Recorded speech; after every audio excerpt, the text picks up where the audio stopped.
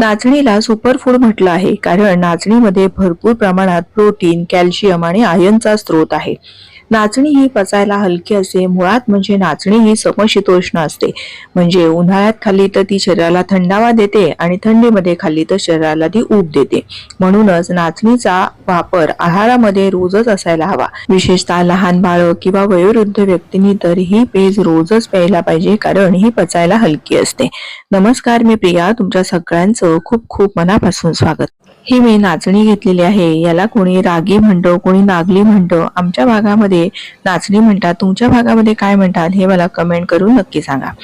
ही नाचणी असे ना, याला 2 दिवस भिजत ठेवून त्यानंतर यापासून मोड आणून मग त्याचं पीठ तयार केलं जातं. त्याला नाचणीचं सत्व असं म्हणतात. तेच हे पीठ मी घेतलेलं आहे. साधारण 2 चमचे इतकं मी हे पीठ घेतलेलं आहे. या 2 चमच्या पिठाची सुद्धा चांगलं असं मोठा बाउल भरून आपली ही पेस्ट तयार होते. आता बघा, ही तळापासून असं चांगलं हलवून घ्यायचं. गुठळ्या सगळ्या मोडून घ्यायच्या. थोडं थोडं पाणी घालायचं. एकाच वेळी भरपूर पाणी घालायचं नाही. चवीपुरतं मीठ घालायचं आणि ही स्लरी अशी तयार करायची.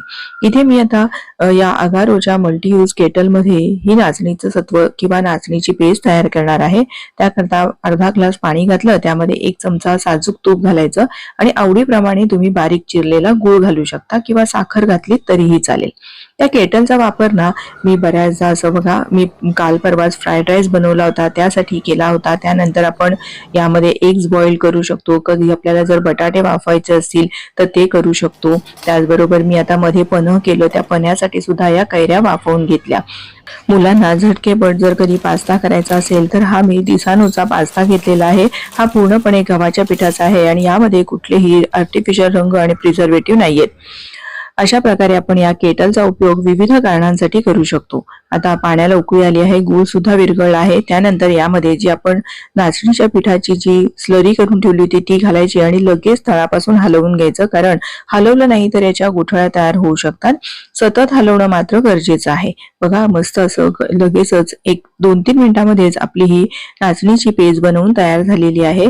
लहान बाळांना तर दिवसभरात 2-3 वेळा दिली तरीही चालते. वयोवृद्धांना तुम्ही सकाळी किंवा संध्याकाळी सुद्धा देऊ शकता. आता यामध्ये मी थोडंसं दूध घातलेलं आहे म्हणजे ती आणखीनच पौष्टिक तयार होईल. आणि वरून आपल्याला साजूक तूप घालायचं आहे. लहान बाळांना द्या किंवा वयोवृद्धांना दिलं तरीही आपलं घरचं साजूक तूप हे सगळ्यांसाठीच पौष्टिक आहे. तुम्हाला नाचणीची भाकरी किंवा काही आवडत नसेल तर ही पेज नक्की करून प्या आणि तुमचा अनुभव माझ्यासोबत शेअर करा. तुम्हाला जर ही केटल घ्यायची असेल तर लिंक डिस्क्रिप्शन मध्ये दिलेली आहे. नक्की खरेदी करा.